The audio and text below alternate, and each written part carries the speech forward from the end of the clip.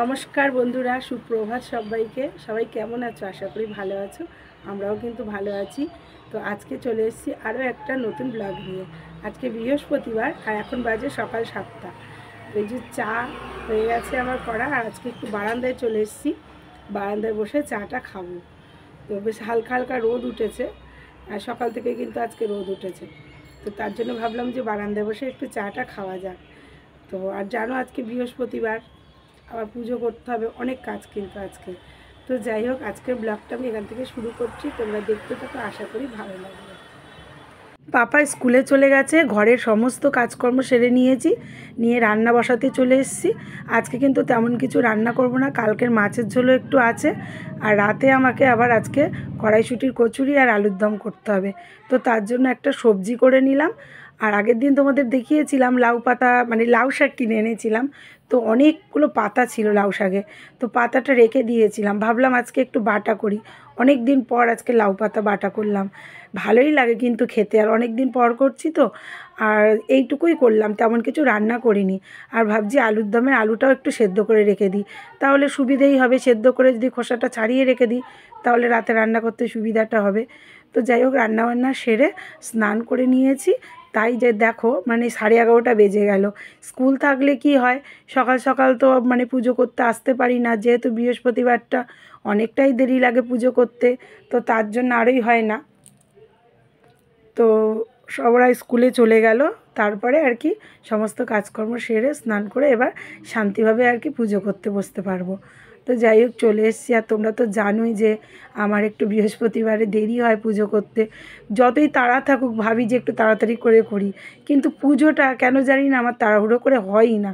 অন্য কাজ তবুও তাড়াহুড়ো করে করে নিতে পারি, কিন্তু পুজোটা হয় না। আর আজকে আবার একটু যাব ডাক্তারের কাছে, নাম লেখানোই আছে। তো এই পুজো সেরে তারপরে খাওয়া দাওয়া করে যেতে হবে। সেদিকটাতেও কিন্তু বেশ তাড়া আছে, কিন্তু সেই তাড়াতাড়ি মানে তাড়া থাকলে আর কী হবে, তাড়াতাড়ি তো আমি করে উঠতে পারলামই না পুজো। যাই হোক, মোটামুটি এখানেই জানোই সব ঠাকুরকে আজকে বৃহস্পতিবার স্নান করাতে হয়। এগুলো তো সময় লাগেই, ঠাকুরের আসনটা পুরো পরিষ্কার করতে হয়, তো এগুলো করতে তো সময় লাগবেই। তো মোটামুটি কিন্তু আমার হয়ে গেছে। তো ঠাকুরকে মালাও পরানো হয়ে গেছে, দিয়ে পুজোটা কিন্তু আমার প্রায় শেষের দিকে। তাই দেখো বন্ধুরা, 11:30টায় আমি পুজো করতে চলে এসেছি, কিন্তু প্রায় 1টা বাজতে চললো। কি জানি কী করে যে আমার এত লেট হয়ে যায়, আমি নিজেও বুঝতে পারি না। ভাবছি এই তো তাড়াতাড়িই তো করছি, কিন্তু তারপরও হয় না। আসলে কি জানি, পুজোটা না মানে কি বলবো তোমাদের, তাড়াহুড়ো করে আমি মানে দিতেই পারি না। সেক্ষেত্রে আমার মনটাও মানে শান্তি হয় না, আর পারিও না, সে যতই তাড়া থাকুক না কেন। তো যাই হোক, পুজো টুজো দেওয়া আমার হয়ে গেছে। আর এবার কিন্তু উঠে তাড়াতাড়ি করে দুটো কোনো রকমে খেয়ে আমাকে বেরোতে হবে।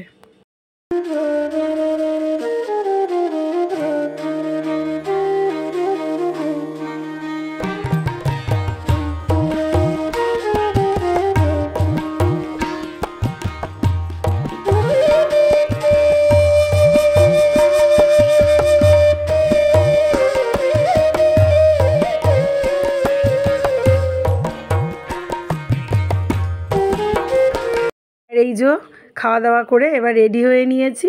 আমার কিন্তু টাইমই দেয়া আছে ডাক্তারবাবুর দুপুর 2টো, আর আমি এখন বাড়ি থেকে বেরাচ্ছি 2টোর পরে। তো যদিও ডাক্তারবাবুর ওখানে গেলে একটু বসেও থাকতে হয়, সময় লাগে। তো কি করব, এত কাজ সেরে তারপরে তো বেরোবো, তো সময় তো লাগবেই, তাই না? তার মধ্যে জানো তো, আমাদের বাড়ি থেকে আমি তো যাব হাওড়া ময়দান। হাওড়া ময়দানে আমি কিন্তু এর আগেও যতবার গেছি উবের বুক করে চলে গেছি। আমাদের এখানে তো উবেরের টোটো পাওয়া যায়, তোমাদের বলেছি। তো কিছুতেই বুকিং নিচ্ছে না। এই করতে করতে আমার ঘরের মধ্যে 10 মিনিট চলে গেল। তারপরে ভাবলাম যে না, আর এইভাবে সময় নষ্ট করে লাভ নেই, বেরিয়েই পড়ি। তো যাই হোক, বেরিয়ে পড়ে তারপরে তো টোটো পেয়ে গেছিলাম। মানে টোটো পেলে কি হবে, দেখো বেলুবাজার থেকে টোটো ধরলাম, ধরে আমাকে আবার বাধাঘাটে গিয়ে নামতে হলো, নেমে আবার ওখান থেকে আমাকে অটো করতে হলো। তাছাড়া কোনো অপশান নেই। আর যেহেতু দেরি হয়ে গেছে, মানে ভাবলাম যে একবারে উবেরের টোটোটা যদি পেয়ে যাই, তাহলে খুব ভালো হবে, একটু তাড়াতাড়ি মানে চলে যেতে পারবো, নামতে হবে না বারবার। তো সেটা তো আর হলো না, কি করা যাবে।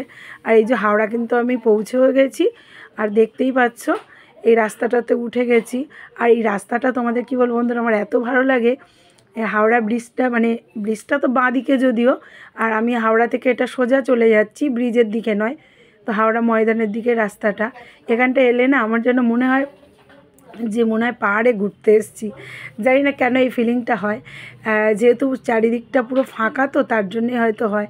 আমার খুব ভালো লাগে এই জায়গাটা, আর যখনই যাই তখনই আমি মানে ভিডিওটা নিই, আমার খুব ভালো লাগে এই জায়গাটা। তো যাই হোক, আর জ্যাম কিন্তু খুব একটা ছিল না, তো তার জন্য আমি বেশ তাড়াতাড়ি যাচ্ছিলাম কিন্তু। আর প্রায় এখন বাজে 3টের কাছাকাছি। আমি ভাবছি কী জানি ডাক্তারবাবু যে কী বলবেন আমাকে গেলে, তার ঠিক নেই। আর দেখতে পাচ্ছ শীতকাল বলে চারিদিকটা যেন কেমন মেঘলা মেঘলা, সূর্যটাও কিন্তু আবছা হয়ে এসছে, মানে মনে হচ্ছে যেন এবার অস্ত যাবে আর কি, মনে হচ্ছে যেন সন্ধ্যে সন্ধ্যে হয়ে এসছে, কিন্তু যদিও সেরকম নয়, 3টে মতো বাজতে চললো। তো যাই হোক, আর ভয় ভয়ও লাগছে, কী জানি কী হবে, ওখানে যাব ডাক্তারবাবু কী বলবেন না বলবেন। তো যাই হোক, আমি এই যে পৌঁছে গেছি হাওড়া ময়দান অবধি কিন্তু টোটো যায় না, এটা আমি জানতাম না। অটো করে যাই, অটো যায় অবশ্য। তো যাই হোক, অনেকটা দূরে নামিয়ে দিয়েছে, তারপরে সেই আবার হেঁটে হেঁটে যাওয়া, একেই দেরি হয়ে গেছে, তারপরে আবার এতখানি রাস্তা হাঁটা। তো হেঁটে এসে যাই হোক কিছু বসে আছি, প্রেসক্রিপশান জমা দিয়ে কিন্তু আমাকে আরও অন্তত প্রায় ঘন্টা দেড়েক বসে থাকতে হয়েছিল। তারপরে আমার ডাক্তার দেখানো হলো, তারপর ওষুধ নিয়ে এই যে বেরিয়ে পড়েছি। এবার এখান থেকে আমি অটো ধরবো, এসে দেখছি প্রচণ্ড জ্যাম। কি কারণ কিচ্ছু জানি না, হাওড়া ময়দানে মারাত্মক জ্যাম, তোমরা দেখতে বুঝতে পারছো, একটা টোটো অটো কিচ্ছু চলছে না। আর আমি এই যে মন্দিরের সামনেটাতে দাঁড়িয়েছিলাম, ঠাকুরের গান বাজছে, বেশ ভালোও লাগছিল শুনতে, কিন্তু কতক্ষণই বা দাঁড়ানো যায় বলো।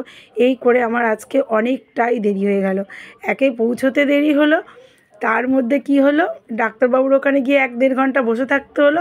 তারপরে আবার যদিও বা বেরালাম, রাস্তায় এরকম জ্যাম। আর ওদিকে আমার পাপাও বাড়ি চলে এসছে, খুব চিন্তা হচ্ছে, কেন ওর বাবাইয়ের কাছে না খেতে চায় না। তো কি করব, ডাক্তার দেখানোটাও জরুরি ছিল, কিছু করার নেই। তো যাই হোক, এই যে দাঁড়িয়ে আছি, আর এবার এই যে ফাইনালি বাড়ি পৌঁছেছি। বাড়ি পৌঁছোতে পৌঁছোতে আমার প্রায় 7টা মতো বেজে গেছে, জানো তো, অনেকটাই দেরি হয়ে গেছে। কিন্তু কি করব বলো, কিছু তো করার ছিল না।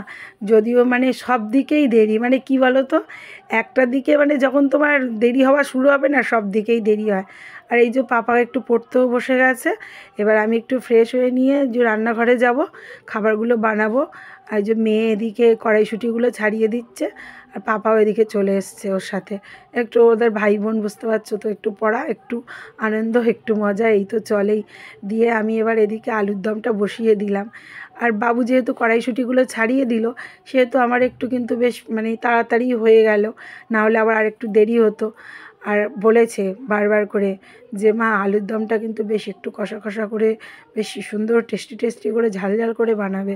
তো চেষ্টা করলাম সেটাই বানানো। আর ধনেপাতা ছাড়া তো আলুর দম মানে জমবেই না শীতকালে, তাই না? আর এবার শীতে কিন্তু এই প্রথম আজকেই আমি কড়াইশুঁটির কচুরি আর আলুর দম বানালাম। কদিন ধরেই মেয়ে বলছে যে মা বানাও বানাও, সে আর হয়ে আর উঠছে না। আর এগুলো জানোই তো, বানাতে একটু খাটুনিই থাকে। আজকে মানে সারাটা দিন বুঝতে পারছো আমার কতখানি ধকল গেল। তারপরে আবার রাতেই যে খাবার বানানো, এবার যেহেতু করব বলেছি, 2 দিন আগে করতে পারিনি, ঠিক আছে চলো আজকে করব। আর এদিকে কড়াইশুঁটিটাও পেস্ট হয়ে গেছে। আর আমি না পুরো ময়দা দিয়ে করলাম না, আজকে একটু আটা মিশিয়েই করলাম আর কি কড়াইশুঁটির কচুরিটা, কিন্তু খেতে ভালো হয়েছিল। আমার মেয়ে আবার একটু মানে ময়দা দিয়েই পছন্দ করে, আমি বললাম ঠিক আছে চল আজকে একটু আটা ময়দা মিশিয়েই করি। তবে ভালোই হয়েছিল কিন্তু খেতে, তাড়াহুড়ো করে রান্না করেছি, করলে কি হবে, টেস্ট কিন্তু ভালোই হয়েছিল। আর কচুরিগুলো তো জানোই বেশ মোটা মোটা টাইপের হয়, লেচিগুলো তো বড় করেই করতে হয়। তো যাই হোক, সবাই দুটো করে কচুরি খেয়ে নিলাম রাতে। আর এই যে ভাজছি আর দিচ্ছি গরম গরম। আর প্রথমটাতে চাকি বেলনাতে বেললাম, দেখি খুব একটা ভালো হলো না, তো তার জন্য ওই মানে গ্যাসের যে আর কি স্ল্যাবটা আছে ওইখানেই বেলে নিলাম, আর বেলাটা বেশ সুন্দর হলো। তো এই যে খাবার পুরো রেডি, পাপা এদিকে ঘরে বসে খাচ্ছে। পাপাকে আবার জিজ্ঞাসা করলাম কেমন হয়েছে, বললো খুব ভালো হয়েছে। তো চলো আজকের ব্লগটা এখানেই শেষ করছি। কেমন লাগলো অবশ্যই কিন্তু কমেন্টে জানিও, ভালো লাগলে প্লিজ একটা লাইক শেয়ার করে দিও। তো চলো টাটা।